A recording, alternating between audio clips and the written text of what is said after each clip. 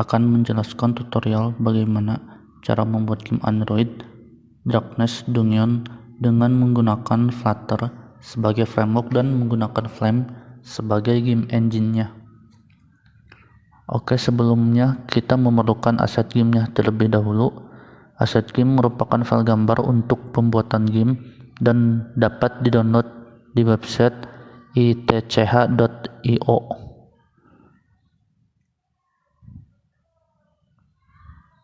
Saya coba aja nama websitenya ya, itch.io. Jadi di sana kita dapat mendownload game aset yang kita inginkan.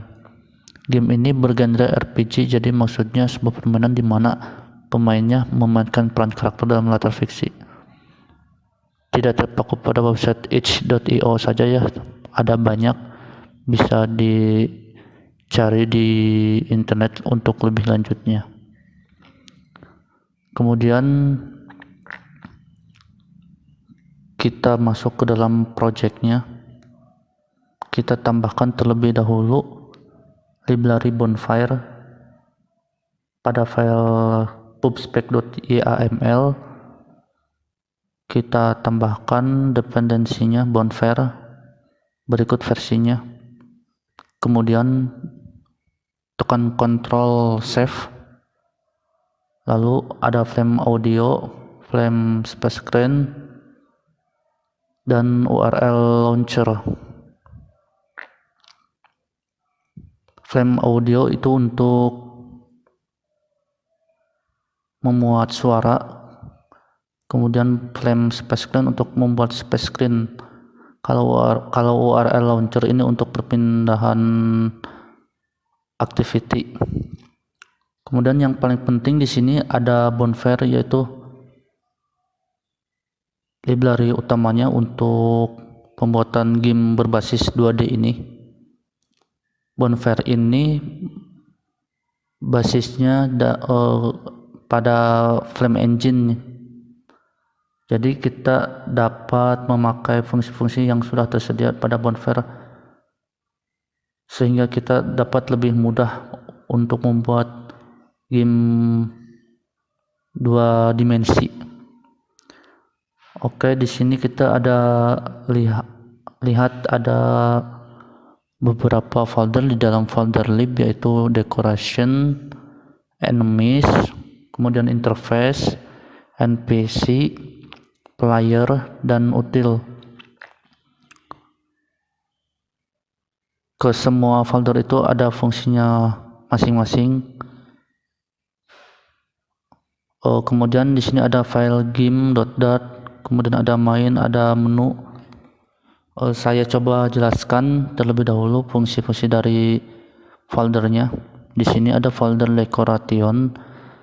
Ini khusus untuk dekorasi, misalnya untuk objek pintu, untuk objek kunci, kemudian untuk objek yang dapat memberi nyawa, untuk menambah nyawa. Kemudian objek specs ini untuk ranjau, kemudian ini touch untuk pencahayaan. Lanjut, kemudian ada folder enemies. Folder enemies ini adalah folder untuk objek yang akan kita lawan. Di sini saya membuat file boss.dat, kemudian ada goblin, ada impostor, lalu yang terakhir ada mini boss. Terus ada interface di sini untuk tampilan depannya, body left component sama connect interface. Body left component ini dimasukkan ke dalam file connect interface yang nantinya akan menampilkan sisa nyawa dan sisa attack, sisa kekuatan attack-nya. Kemudian di sini ada folder npc, yaitu untuk non playable karakter. Jadi ini sudah disetting oleh gamenya sendiri gitu ya. Di sini ada kit, kemudian ada wizard npc. Kemudian di sini ada folder player, yaitu player kita sendiri yang akan memainkan player ini. Di sini saya membuat file kenaik.dart ya. Kemudian util ini adalah kelas-kelas yang dapat membantu dalam berjalannya game ini, seperti dialogs, kemudian enemy, sprite set, function, game sprite, NPC, sprite, player, sampai ke sound. Dialog ini untuk memberikan suatu info dialog ya, info kepada kita sendiri sebagai pemain begitu. Kemudian ada enemy sprite set ini untuk dapat memunculkan efek enemy-nya, seperti efek bottom, kemudian efek left, ini bottom untuk ke bawah, left untuk ke kiri gitu. Kemudian dari ke kanan sampai sampai penguraian animasi disatukan di sini ya. Jadi di sini ada mini boss idle left, ada mini boss idle, yang mana nanti kalau di run gamenya akan terlihat seperti bergerak begitu. Kemudian di sini ada function, ini hanya satu fungsi saja, value by tile size, untuk mendapatkan value-nya ya. Lalu ada game sprite, di sini ada untuk meload gambar pintu, kemudian ada meload gambar paku di sini. Kemudian ada torch, ada explosion, ada ledakan juga, kemudian ada smoke explosion. Lalu ada fireball, api yang menyerang gitu, sampai ke ledakan api juga terakhirnya. Di sini sama menggunakan animasi sprite animation .load ya.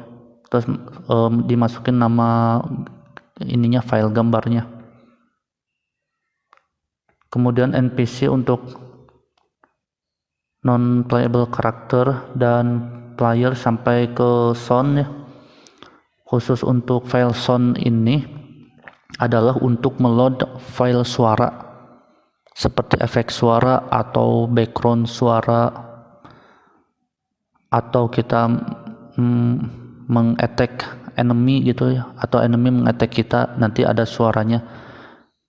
Di sini otomatis mencace ya, mencace gitu, jadi enggak meload terus, biar ringan terhadap aplikasinya. Di sini ada nama filenya attack player mp3, attack verbal .wav, attack enemy explosion, sampai ke sound interaksi. Nah, kemudian di sini ada file game.dat. Di sini file game ini udah masuk ke permainan. Jadi kita menambahkan beberapa aset di sini ya, seperti tiled maps. Tiled maps itu gunanya apa? Itu untuk membuat map atau membuat peta ya. Di sini saya buatnya dalam format JSON. Jadi nama filenya map.json. Nah, file JSON ini dibuat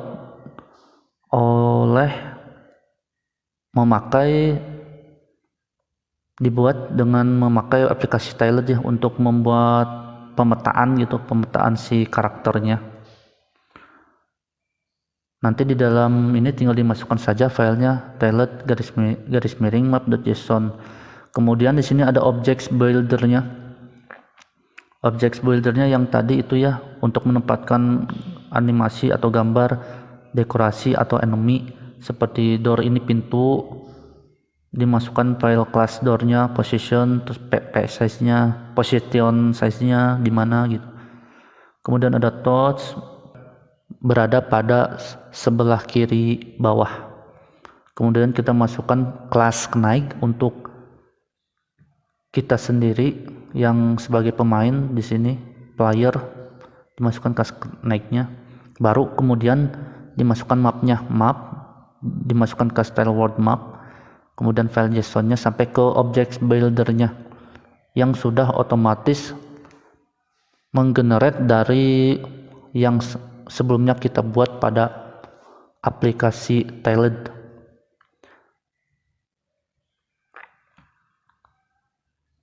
Oke, kemudian ini ada lighting color, lighting pencahayaannya mau warna apa.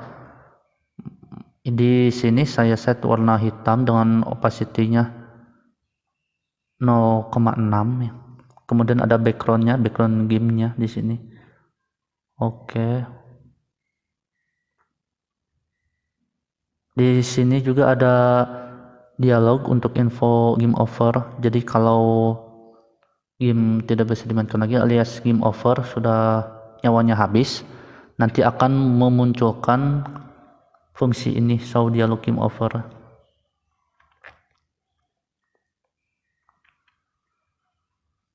Nah ini jadi ketika fungsi tadi dipanggil game over, nanti di trigger sama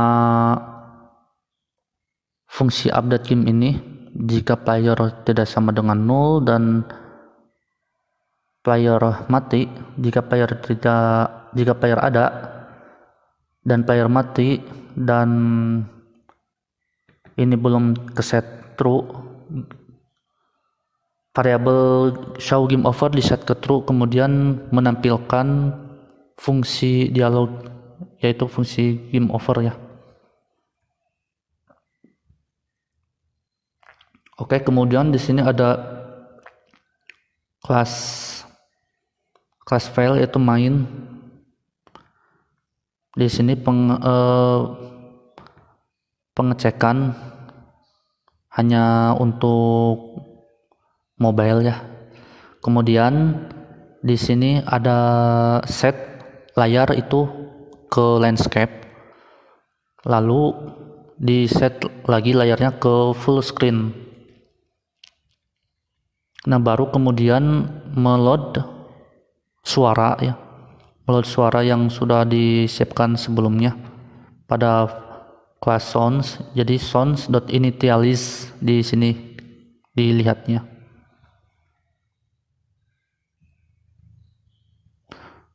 Oke, nanti kemudian ini home, dimasukkan file class menu ini untuk menampilkan menu seperti mainkan dan nama kelompok kita, begitu. Nah jadi nama kelompok kita di sini Enda Suhadi, Diki Ramdhani, Afan Muharram, Imam Azmi, Enda, Tiki, Afan dan Imam gitu ya, 4 orang. Kemudian di sini ada titelnya saya game kelompok 5. Oke, di sini sudah cukup jelas ya.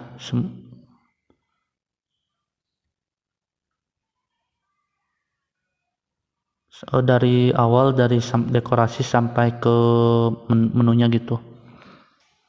Kemudian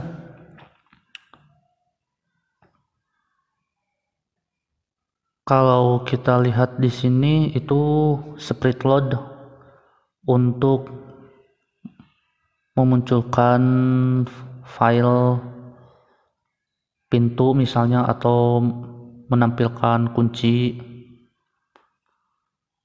atau menampilkan spek ini seperti duri gitu ya. Kemudian di sini saya akan menjelaskan tentang object collision.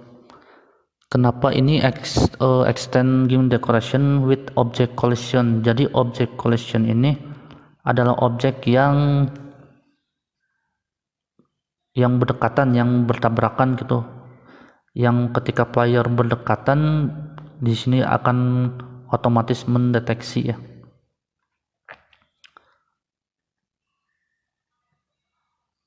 Sama yang class door juga, di sini ada object collision. Ketika berdekatan di sini dicek terlebih dahulu if game ref player tidak sama dengan 0. Kemudian si komponen, melihat komponennya player, kemudian diobservasi jika pintu ini tertutup, kemudian inisialisasi player dan pengecekan jika player punya kunci, maka pintu dibuka, open sama dengan true. Kemudian animasi pintu dibuka ditambahkan di sini gameref.add animated object once. Ini hanya satu kali, berarti animasinya dimasukin ke sini, dari game spreadsheet titik open the door. Ketika sudah finish, content key-nya false, jadi dihilangkan pada menu interface-nya. Kemudian di sini set timeout-nya 200 mili, remove from parent, jadi untuk menghilangkan si kuncinya di interface kenaik. Oke, kalau kita lihat di sini di spek with sensor, jadi sensor ini hampir sama begitu ya. Cuman hampir sama dengan objek collision. Ketika mendekat, kita dapat menerima serangan dari objek. Tetapi kalau ini, yang sensor ini tidak bisa mengejar. Beda halnya dengan yang tadi objek collision, si objeknya dapat mengejar kita dan menyerang kita. Beda halnya dengan sensor, ini hanya dapat menyerang ketika kita benar-benar dekat di objek yang bersangkutan tersebut. Oke, dasarnya sih itu untuk game decoration itu.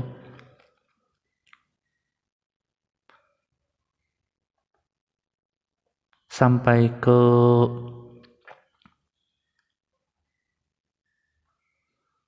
game decoration itu sampai ke torch ya, dasarnya jadi objek collision sama sensor gitu dalam pengecekan kelasnya. Kemudian di sini kita lihat player, saya set stamina-nya 100, kemudian attack-nya, damage ke lawannya 25, kemudian kecepatannya ini tile size dibagi 0,25. Di set content key-nya false karena pada saat pertama itu si player tidak punya kunci, jadi content key-nya false. Oke, ini sama setup collation ya. Kemudian ada setup lightning untuk pencahayaan, untuk cahaya yang di bawah si playernya. Kemudian ada joystick change directional, ada fungsi joystick change directional ini untuk mengecek speed gitu, speednya, untuk menginisialisasi speednya. Kemudian ada joystick action juga, kalau action event down, kalau si analognya ke bawah itu actionnya attack.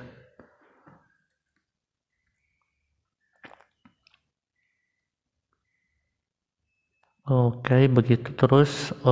Action attacknya if stamina kurang dari 15, staminanya kurang dari 15 di sini, jadi tidak bisa menyerang gitu ya, jadi tidak ada tenaga, jadi tidak bisa melukai lawan gitu. Baru kemudian play soundnya attack player melee. Kemudian dikurangi staminanya 15. Jadi itu pengurangan staminanya dari sini ketika staminanya 100 atau di atas 15, si player bisa menyerang penjahatnya gitu ya.